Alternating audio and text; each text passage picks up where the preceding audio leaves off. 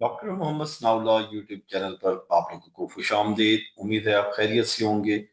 Last lecture के अंदर हमने स्ट्रक्चर के बारे में देखा था कि स्ट्रक्चर किस को यूज करके किस तरीके से यूजर डिफाइंड डाटा टाइप्स हम बना सकते हैं, और उसकी काफी सारी एग्जांपल्स भी हमने देखी थी। आज हम फाइल हैंडलिंग को देखने जा रहे हैं। ये बड़ा ही इंपॉर्टेंट टॉपिक है।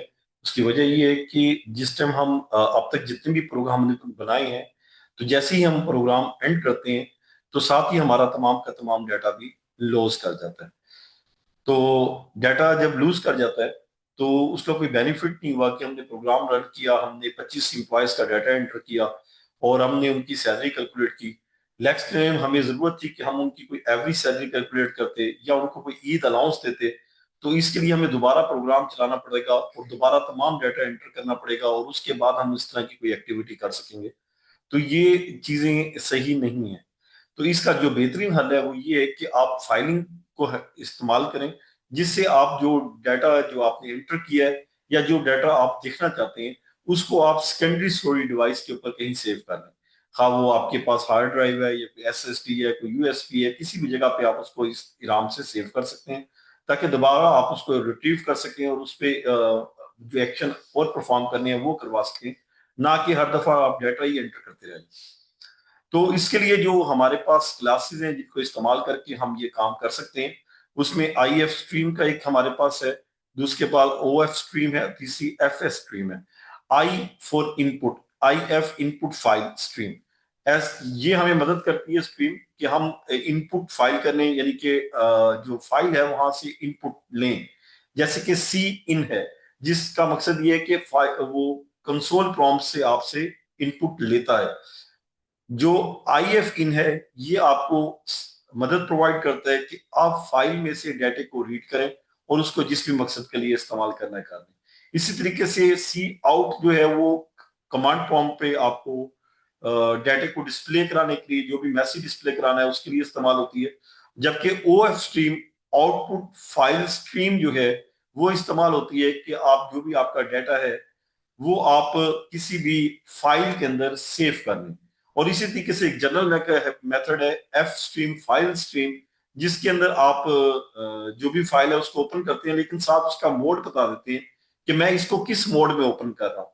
इनपुट मोड में ओपन कर रहा हूँ, आउटपुट मोड में ओपन कर रहा हूँ, या अपेंड मोड में ओपन कर रहा हूँ। ये input mode, output mode, append mode क्या होते हैं ये अभी हम अच्छे तरीके से देखते हैं। आईएफ स्ट्रीम में क्या है कि आप जो फाइल बनाना, जिस फाइल को आप ओपन करना चाह रहे हैं, जिससे आप डाटा रीड करना चाह रहे हैं, तो लाजमी है कि वो फाइल ऑलरेडी एग्जिस्ट करे। अगर वो फाइल एग्जिस्ट करती है तो ये डाटा रीड करेगा, अदरवाइज ये वहां पे फाइल एग्जिस्ट नहीं करती तो आपको एरर आ सकता है। तो इसको फाइल को ओपन करने के हमारे पास जो तरीकेकार हैं वो दो तरीके नॉर्मल तौर पे हम ओपन करने के लिए इस्तेमाल करते हैं। पहला तरीकाकार है कि हम आई एफ स्ट्रीम का एक ऑब्जेक्ट क्रिएट कर लेते हैं। जैसे कि यहाँ पे मैंने एफ इन मतलब फाइल इन के नाम से एक ऑब्जेक्ट क्रिएट किया, एफ इन। और हम फिर मेथड इस्तेमाल करते हैं ओपन का, और उस मेथड के अंदर वो फाइल जो है उसको बता देते हैं, जैसे कि एफ इन डॉट ओपन, और ब्रैकेट के अंदर हमने बता दिया उस फाइल का जो नाम है विद एक्सटेंशन। जैसे कि मैं यहाँ पे इस्तेमाल कर रहा हूँ file name dot T x T. तो मेरी एक फाइल है जिसका नाम फाइल नेम है और उसकी एक्सटेंशन है डॉट टी एक्स टी। तो ये उस फाइल को ओपन करेगा, और क्योंकि ये इनपुट है तो ये जस्ट उसके रीड करने के लिए इस्तेमाल होगा, ना कि इस पे राइट करने के लिए। रीड करने का पर्पज है इसका। और इसका एक और तरीकाकार है कि हम जो है एक स्ट्रिंग बना लें, उस स्ट्रिंग के अंदर हम अपनी जो फाइल है उसका एड्रेस दें और बाद में उसको इस्तेमाल कर लें आगे ओपन के टाइम पे। तो यहाँ पे जैसे कि आपको नजर आ रहा है स्ट्रिंग सोर्स फाइल नेम, हमने एक स्ट्रिंग का नाम दिया और उसके अंदर पूरा वो पाथ दे दिया। जैसे कि ये आपको पाथ नजर आ रहा है, डी कॉलन डबल स्लैश। आपको याद होगा जब मैंने एस्केप सीक्वेंसेस आपको बताए थे जिसके अंदर बैक स्लैश एन या बैक स्लैश टी की बात हुई थी, तो ये backslash N for new line और backslash T for tab, और इसी तरीके से बाकी कैरेक्टर्स भी हमारे पास हैं।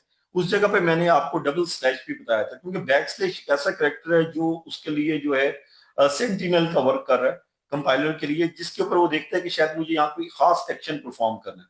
वो एन भी हो सकता है, टी भी हो सकता है, कुछ और भी हो सकते हैं। लेकिन यहाँ पे क्योंकि हम एक बैक स्लैश और चाह रहे हैं कि यहाँ पे हमें मिल जाए, क्योंकि हमारा जो एड्रेस है वो सिंगल बैक स्लैश के साथ है, तो उसके लिए हमें क्या है, यहाँ पे एक स्लैश और आपको इस्तेमाल करने पड़ जाते हैं। तो ये रिप्रेजेंट करती है कि तुमने एक स्लैश कंसीडर करनी है, यहाँ पे स्लैश आ रही है। सिमिलरली दिस वन, तो ये मैंने पास बताया कि डी ड्राइव के अंदर एक मेरा फोल्डर है सी फाइल हैंडलिंग के नाम से, और उसके अंदर एक फाइल पड़ी है example dot T x T, उसको आपने, ये सोर्स फाइल हो गया।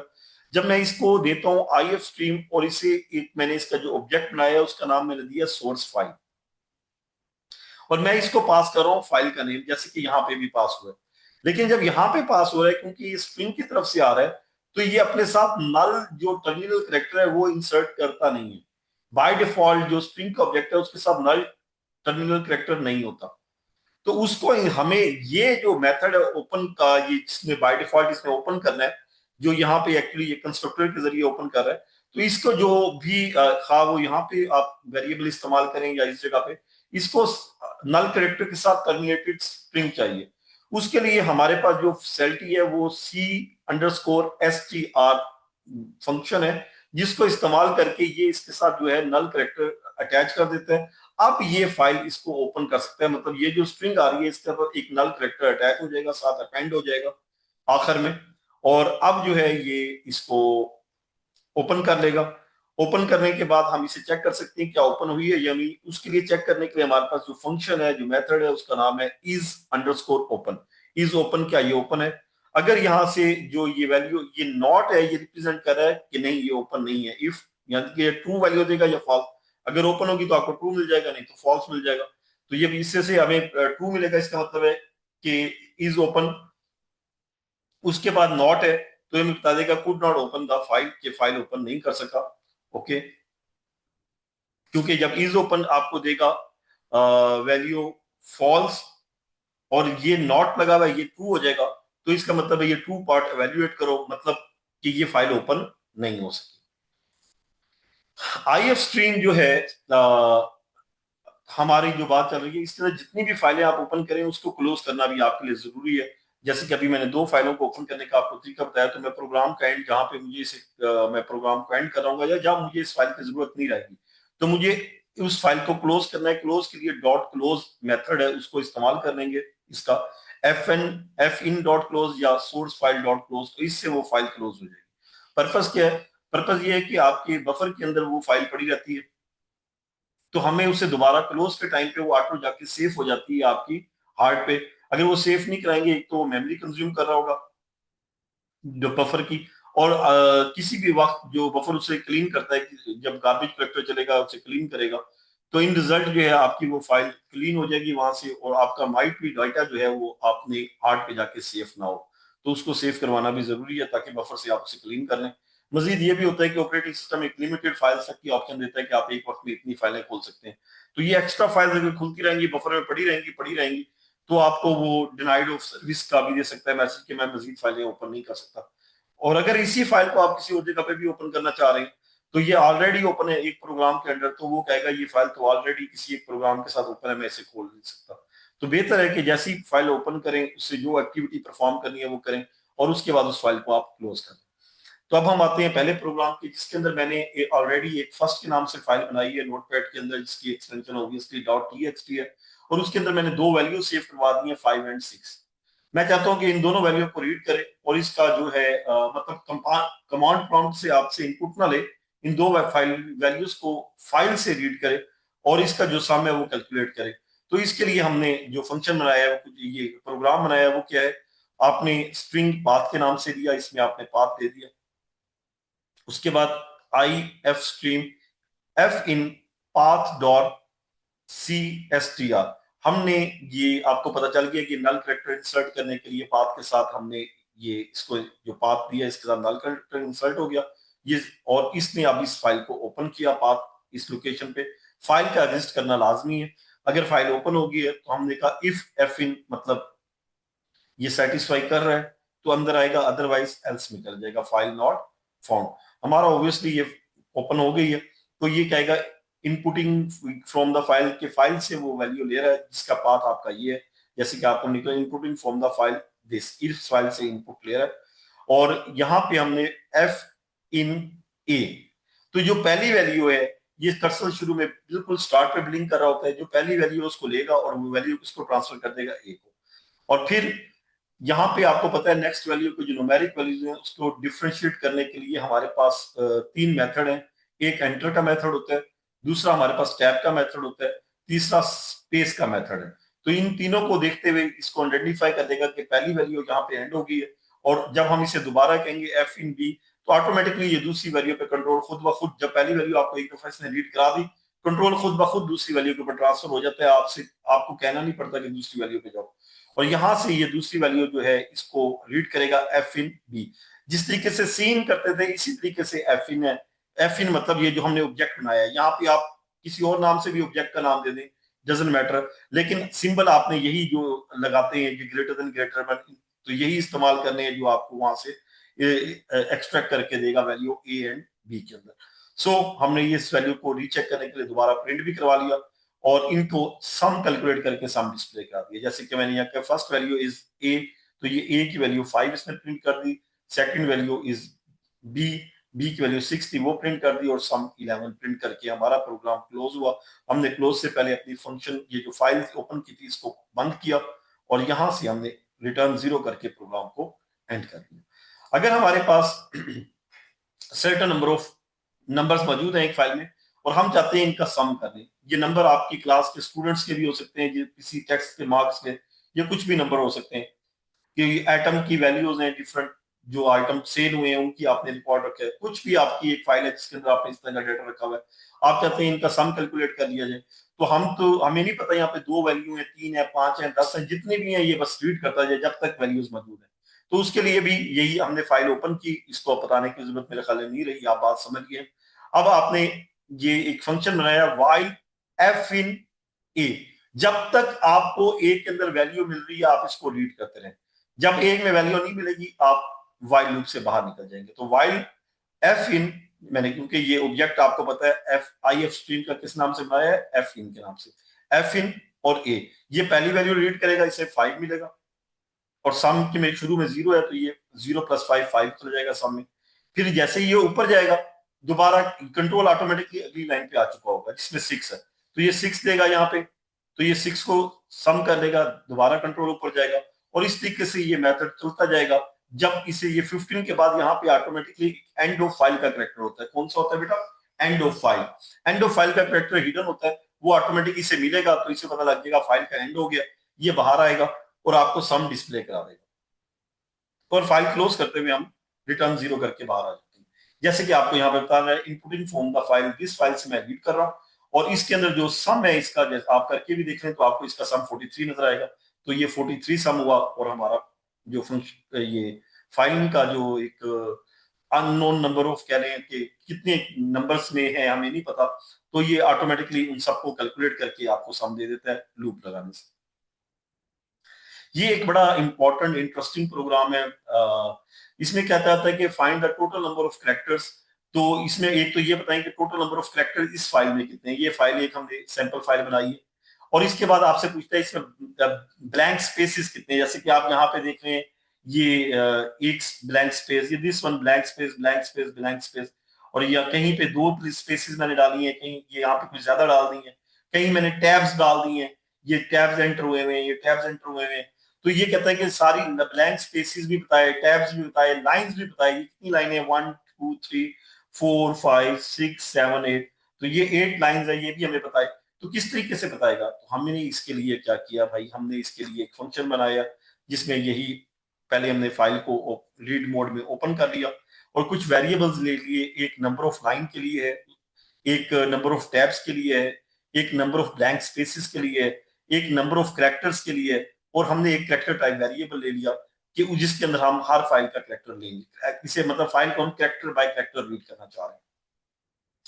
हमने चेक कर लिया भाई एफ इन अगर ओपन है तो आप ये वाला काम कर लें, तो रीडिंग और इनपुटिंग फ्रॉम द फाइल हम पाथ बता दिया, ये आपको जस्ट मैसेज के लिए हम इस फाइल से रीड कर रहे हैं या इनपुट ले रहे हैं, और इसमें हमने कह दिया F in dot get, get का मेथड आपको पता है कैरेक्टर बाय कैरेक्टर में वैल्यू देता है, और वो वैल्यू जो अंदर पैरामीटर है इसके अंदर देता है, हमने सी एच के अंदर वो वैल्यू दे दी, और यहाँ पे चेक किया जा रहा है वो वैल्यू क्या है, जब एंड ऑफ फाइल है इसका मतलब है कि आपको भी मैंने बताया था कि एंड ऑफ फाइल होता है, आखिरी कैरेक्टर जो हिडन होता है उसे ईयूएफ से रिप्रेजेंट करते हैं। तो अगर इसे ईयूएफ मिल गया इसका मतलब ब्रेक कर दो, व्हाइल लूप से बाहर निकल आओ, क्योंकि आपको एंड ऑफ फाइल मिल गया, अंदर और कुछ नहीं रह गया। अगर वो नहीं है तो आप देखेंगे ये ब्लैंक स्पेस एक दी है, तो अगर ये करेक्टर आपका ब्लैंक स्पेस है तो ब्लैंक स्पेस वाले वेरिएबल में इंक्रीमेंट करो। अगर ये न्यू लाइन का करेक्टर है तो न्यू लाइन वाले करेक्टर में एक इजाफा कर दें। अगर ये टैब है तो टैब में एक इजाफा कर दें। अगर और कोई भी चीज हो, न्यू लाइन हो, टैब हो, और इसके अलावा कोई ए बी सी है, 1 2 3 है, उन सब केसेस के अंदर जो है वो इस पे आएगा और नंबर ऑफ करेक्टर जो है उसके अंदर एक का इजाफा कर देगा। और आपके बाद जो है यहाँ पे सी आउट में सी एच जो करेक्टर है, मैंने इसको डिस्प्ले भी करा दिया ताकि ये जितनी भी फाइल मैं रीड कर रहा हूँ साथ साथ मुझे नजर भी आ जाए। तो एज इट इज मैं ये करेक्टर को डिस्प्ले भी कर रहा हूँ। पहले आई डिस्प्ले होगा, फिर स्पेस डिस्प्ले होगी, फिर एफ, फिर ई, ई एल, फिर स्पेस, फिर P R O U D, फिर स्पेस।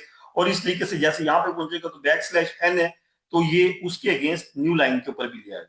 और यहाँ पे वेरिएबल के अंदर जो है बैक स्लैश एन के इंक्रीमेंट भी हो जाएगा। सिमिलरली जहाँ टैब है उनमें टैब में इंक्रीमेंट होगा। और जब ये कैरेक्टर रीड करता रद्द करता है, एंड ऑफ फाइल को अप्रोच करेगा, ये लूप ब्रेक कर देगा। और उसके बाद हमने फाइल क्लोज की और जो टोटल नंबर ऑफ कैरेक्टर्स आपको ये बता रहा है कि इस फाइल के अंदर जो टोटल नंबर ऑफ कैरेक्टर्स हैं वो कितने हैं, 419। और इसमें जो ब्लैंक स्पेसेस इस्तेमाल हुई हैं वो 60 हुई हैं और जो लाइंस हैं वो 7 है। आप कहेंगे सर 7 तो नहीं, अभी हमने गिनी है, ये 8 है। तो भाई 8 है क्योंकि इसके बाद वो ये एक न्यू लाइन का कैरेक्टर यहां पर है, दूसरा यहां पे पड़ा है, तीसरा यहां पड़ा है, चौथा यहां पड़ा है, पांचवा यहां पे पड़ा है और ये छठा पड़ा है, ये सातवां पड़ा है। और इसके बाद यहां पे इसको एंड ऑफ फाइल मिल गया। तो 7 न्यू लाइन के कैरेक्टर उसको मिले हैं। तो आप यहाँ पे खुद इंटेलिजेंटली एक न्यू लाइन एक्स्ट्रा ऐड कर लें कि इसके वेरिएबल के अंदर एक वैल्यू और ऐड करवा के इसे 8 प्रिंट कर लें। लेकिन एक्चुअली न्यू लाइन के कैरेक्टर जो इस फाइल में मौजूद है बैक स्लैश एन वो 7 पड़े हैं, इसलिए आपको 7 दिखा रहा है। और टैब्स आपको बता रहे हैं कि 16 टैब्स हैं, क्योंकि यहाँ पे मेरे ख्याल में 2 प्रेस किए हैं, यहाँ पे 3 हैं, यहाँ 4 हैं, इस तरीके से डिफरेंट टैब्स हैं। यहाँ पे भी टैब्स प्रेस की हुई हैं। तो ये टोटल मिला के 16 टैब्स हैं, ये उसने आपको शो करा दिया। ये प्रोग्राम आपको समझ आ गया होगा। अब हम आते हैं O F stream. O F stream का मकसद है कि फाइल जो आप किसी भी फाइल के ऊपर डाटा स्टोर करें, रिट्रीव करने की बात नहीं हो रही, अब स्टोर करने की बात हो रही है। मतलब इस फाइल को हमने राइट मोड में ओपन करना है कि जिसके ऊपर हम लिख सकें। तो इसमें क्या है कि अगर फाइल मौजूद नहीं भी है कोई मसला नहीं करता। अगर आपने वो जो पाथ दिया है, फाइल नेम बताया, अगर वो मौजूद नहीं है तो ये ऑटोमेटिकली फाइल क्रिएट कर देगा उस लोकेशन के ऊपर। आपको जरूरत नहीं है कि आपको वो पहले से पड़ी हो। अगर पहले से पड़ी है तो ये उस फाइल को ओपन करेगा और उसके अंदर जो कंटेंट्स हैं उनको अरेज कर देगा, खत्म। अगर आपने पहले कोई चीज लिखी हुई थी वो सब कुछ खत्म कर देगा और जो अब आप टेक्स्ट दे रहे हैं सिर्फ वो उसके अंदर सेव होगा। तो पिछला टेक्स्ट सारा इसमें से एंड हो जाएगा। तो उसको बचाने का भी तरीकाकार है, वो फिर मैं आपको बताता हूँ। फिर बदल तरीकाकार इसका यही है। तो यहाँ पे हमने इसे पास दिया O F stream F out के नाम से और एफ आउट डॉट ओपन। ये मैंने फाइल इसको कहा ओपन करो। अगर ये फाइल एग्जिस्ट नहीं करती तो ये क्रिएट करेगा। बात है करेगा कहाँ पे क्रिएट, जिस जगह पे आपका डॉट सीपीपी का प्रोग्राम पड़ा है, जहां पे ये इस प्रोग्राम की एग्जी फाइल पड़ी है, उस लोकेशन पे जाके ये फाइल क्रिएट कर देगा। अगर आप चाहते हैं नहीं उस लोकेशन पे नहीं, मुझे किसी और लोकेशन से फाइल उठानी है, किसी और लोकेशन के ऊपर आपकी फाइल मौजूद है, तो फिर आप उसको पाथ दें। पाथ आप इधर भी दे सकते हैं और इस जगह पे भी इस तरीके से भी दे सकते हैं। मुझे ये तरीकाकार पता है कि हम पहले जो एक स्ट्रिंग बना लेते हैं उसके अंदर पाथ देते हैं। तो ये उस पाथ के अंदर जो है इसने हमने इसे डॉट एस टी आर के जरिए उसके साथ नल कैरेक्टर एसोसिएट किया। और यहाँ पे हमने चेक कर लिया फाइल अगर ओपन नहीं हुई तो एरर दे दो, ओपन होगी है तो काम कर लो। और एरर के केस के अंदर आप देख रहे हैं कि हम रिटर्न क्या करा रहे हैं, 1। ये सिर्फ इंडिकेशन है कि प्रोग्राम से जो रिटर्न वैल्यू 1 मिल रही है, इसका मतलब है एरर आया है, इसकी वजह से 1 मिल रही है। अदरवाइज अगर हम 0 रिटर्न करा रहे हैं, इसलिए प्रोग्राम जो मैं बना रहा हूँ इसमें 0 भी रिटर्न करा रहे हैं, वो ये रिप्रेजेंट करता है कि हमने सेफली क्लोज कर दिया। चलें जी अब इसको देखते हैं। यहाँ पे हमने इसे कहा कि रिजल्ट सम के नाम से एक फाइल बनाओ और इसको हमने पाथ से ओपन कर लिया। ये एफ ओपन पाथ देके ये जो पाथ है एफ ओपन के अंदर आपका आ गया। इंटीजर टाइप 2 वेरिएबल्स लिए, एक में 5 दिया, एक में मैंने 4 दिया ए बी में। और सम के नाम से वेरिएबल लिया, सम में मैंने करा दिया sum is equal to A plus B, sum का रिजल्ट आ गया। अब ये रिजल्ट मैंने एक्चुअली फाइल में स्टोर कराना है, जस्ट इस टाइम मैं सिर्फ एक नंबर स्टोर करवाने जा रहा हूँ। तो उसे मैं क्या कहूंगा एफ आउट, और जो आउटपुट के साथ आप ये ऑपरेटर इस्तेमाल करते हैं सिमिलरली वही ऑपरेटर होगा, लेकिन ये क्या, ये ऑपरेटर फाइल के अंदर इस्तेमाल, ये जो आउटपुट है ये कहां पे सेव होगी, फाइल पे, कमांड प्रॉम्प्ट पे आपको ये आउटपुट नहीं मिलेगी, और उस जगह पे आपको क्या मिल रहा है, सम, मतलब ये सम की वैल्यू ये कहां पे जाके सेव कर दो, फाइल पे, कौन सी फाइल पे, इस फाइल पे, जो किस जगह पे पड़ी है, इस पाथ पे पड़ी है। तो इस पाथ पे जाकर ये इसका रिजल्ट स्टोर कर देगा, और उसके बाद आपका ये प्रोग्राम क्लोज हो जाएगा, ये फाइल क्लोज हो जाएगी, सॉरी।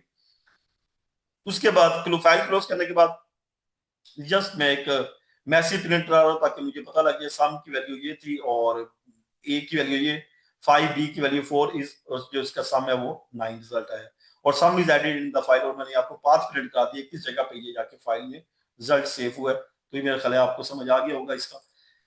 अब हम अगर दोबारा इसी प्रोग्राम को मैंने वैल्यू चेंज किया और उसी फाइल में वैल्यू सेव करवाने गया हूं, तो जब मैं वैल्यू सेव करवाने लग गया हूं तो मेरा क्योंकि 9 सेव किया तो मेरा कर्सर अब यहाँ पे था, तो मैं जब इसके अंदर दोबारा सेव करवाऊंगा तो ये एक्चुअली इसके साथ ही 29 जो कि आपको 15 और 14 का समय ये सेव कर देगा, लेकिन मैं नहीं चाहता, सॉरी, बल्कि इस जगह पे सेव नहीं करेगा, जो पिछला डाटा है उसको खत्म कर देगा। अब यहाँ पे सिर्फ 29 नजर आएगा, तो मैं चाहता हूँ पिछले डाटा के साथ ये नया डाटा भी स्टोर हो जाए।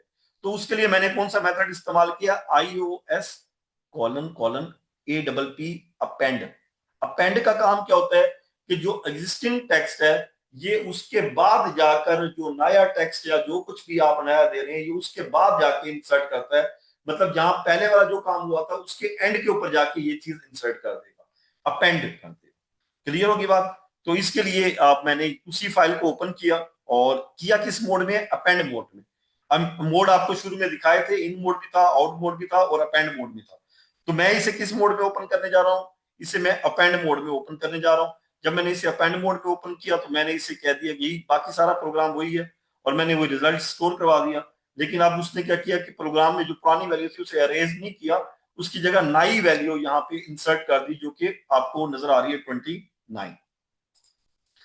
सिमिलरली अब यहाँ पे कुछ टेक्स्ट फाइल है हमारे पास पहले से मौजूद, और मैं कहता हूं कि स्टार्ट में कोई चीज अपेंड हो जाए, प्रोग्राम की एंड पे इंसर्ट करना तो बहुत आसान है, लेकिन अगर स्टार्ट पे इंसर्ट करनी है तो उसका क्या तरीका कार है, वो थोड़ा डिफिकल्ट कहने या थोड़ा सा उसके लिए कुछ सोचना पड़ता है। उसमें क्या करना पड़ता है कि स्टार्ट में हम इंसर्ट डायरेक्टली नहीं कर सकते, तो पहले वाला जो डाटा मौजूद है उसे एक फाइल, एक हम स्ट्रिंग में रख देंगे, स्ट्रिंग स्ट्रीम में कह रहा हूँ, स्ट्रिंग स्ट्रीम के अंदर हम एक वेरिएबल लेंगे, उसके अंदर स्टोर कर देंगे पहले वाला एग्जिस्टिंग डाटा, क्योंकि हमें इसका साइज नहीं पता इसलिए हमें स्ट्रीम चाहिए लंबे ज्यादा साइज स्टोर करने के लिए। हमने स्ट्रीम में पहले वाला डाटा स्टोर कर दिया, जो नया डाटा आप देने चाह रहे हैं वो न्यू डाटा भी ले लिया। अब न्यू डाटा के साथ वो जो पुराना डाटा है उसको एसोसिएट कर दिया, और ये जो नई स्ट्रिंग स्ट्रीम बन गई इसको जाके दोबारा उसी फाइल में स्टोर कर दिया। तो इससे ये होगा कि आपकी जो डाटा है वो उसके स्टार्ट में नया डाटा आपको इंसर्ट हुआ नजर आएगा। लेकिन इसके लिए थोड़ा सा काम करना है, क्या काम करना है जरा देखते हैं। ये फाइल ली, ये न्यू कंटेंट में जो ऐड करना चाह रहा हूँ, जस्ट दिस स्ट्रिंग में ऐड करना चाह रहा हूँ, यहाँ पे इससे ज्यादा जो कुछ भी आप करना चाहें कर सकते हैं, ये तो जस्ट सैंपल के तौर पे दिए। This is new content at the beginning, और \n मतलब न्यू लाइन का कैरेक्टर भी साथ इंसर्ट कर दिया। और अब मैंने क्या, फाइल को ओपन किया और स्ट्रिंग स्ट्रीम ले ली और उसका नाम क्या लिया, बफर। स्ट्रिंग स्ट्रीम जो है एक बड़े डाटे को स्टोर करने के लिए एज अ स्ट्रिंग इस्तेमाल होती है, और उसमें हमने कह दिया बफर, जो इसका लिया है उसमें हमने कह दिया बफर इन फाइल, जो ये इन फाइल का ऑब्जेक्ट है, .rd बफ, कि इसके अंदर जो कुछ भी है इंटायर फाइल को एक ही कमांड से रीड करने का तरीका क्या, read buffer, BUF buffer, read buffer. कौन सा बफर, जो इन फाइल के अंदर जो कुछ भी है वो तमाम का तमाम रीड करो, उस सब को किधर स्टोर कर दो, इस वेरिएबल के अंदर जो कि हमारे पास स्ट्रिंग स्ट्रीम का है, इसका नाम भी बफर है, उसके अंदर। और उसके बाद हमने क्या किया, एग्जिस्टिंग कंटेंट जो है आपके पास, एक और हमने स्ट्रिंग ले ली एग्जिस्टिंग कंटेंट, और ये जो आपका buffer.str, इसको जो स्ट्रिंग स्ट्रिंग के अंदर डाटा था इसे .str उसे स्ट्रिंग, सादा स्ट्रिंग के अंदर कन्वर्ट किया और इस एग्जिस्टिंग कंटेंट के साथ वेरिएबल में स्टोर कर दिया। अब हमारे पास दो स्ट्रिंग के वेरिएबल आ गए, एक न्यू कंटेंट और एक एग्जिस्टिंग कंटेंट। एग्जिस्टिंग कंटेंट के अंदर ये तमाम का तमाम डाटा मौजूद है, और न्यू कंटेंट ये दिस वन, ये पहले वाली लाइन ये रिजल्टेंट है इसलिए आ रही है आपको नजर। और उसके बाद ये वाला डाटा आपका न्यू कंटेंट में है।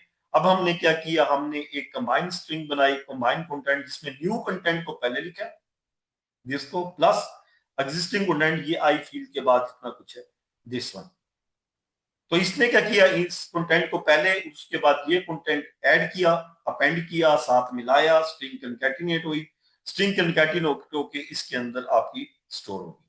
जब इसमें स्टोर होगी तो उसके बाद हमने यहाँ पे आउटपुट फाइल का जो आपके पास ऑब्जेक्ट है आउट फाइल, और उसके अंदर इस फाइल को हमने ओपन किया, फाइल नेम जो आपकी ये थी file name dot S T are में, और यहाँ पे आउट फाइल को हमने दे दिया कंबाइन कंटेंट की स्ट्रिंग दे दी। इसमें जो कुछ भी हमारा मौजूद था ये सारे का सारा आउट फाइल में गया, साथ फाइल क्लोज कर ली।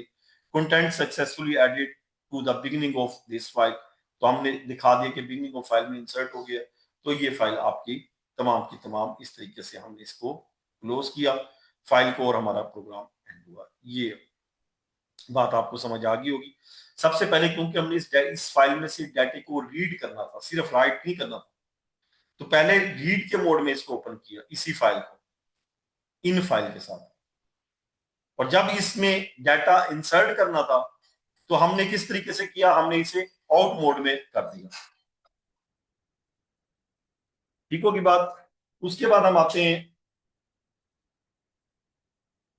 आगे, हमारे अगली एग्जांपल जो कि मेरे ख्याल लास्ट एग्जांपल है हमारी, और ये बड़ी इंपॉर्टेंट एग्जांपल है। इसमें क्या करना है जी, इसमें हमें हमारे पास copy the content of a file, एक फाइल के कंटेंट को दूसरी फाइल में कॉपी करना। तो पहले वाली फाइल जो है उसको रीड मोड में ओपन करेंगे, और दूसरे वाली जो फाइल है उसे राइट मोड में ओपन करेंगे। मतलब फाइल इन, और ये आपका जो है आई एफ स्ट्रीम के जरिए हमने सोर्स फाइल बता दिया, और आई ओ डेस्टिनेशन में हमने डेस्टिनेशन फाइल दे दी, और ये हमने इसके दो ऑब्जेक्ट बना दिए, source file and destination file. इसने डॉट एस टी आर सब हमने इसका पाथ दे दिया।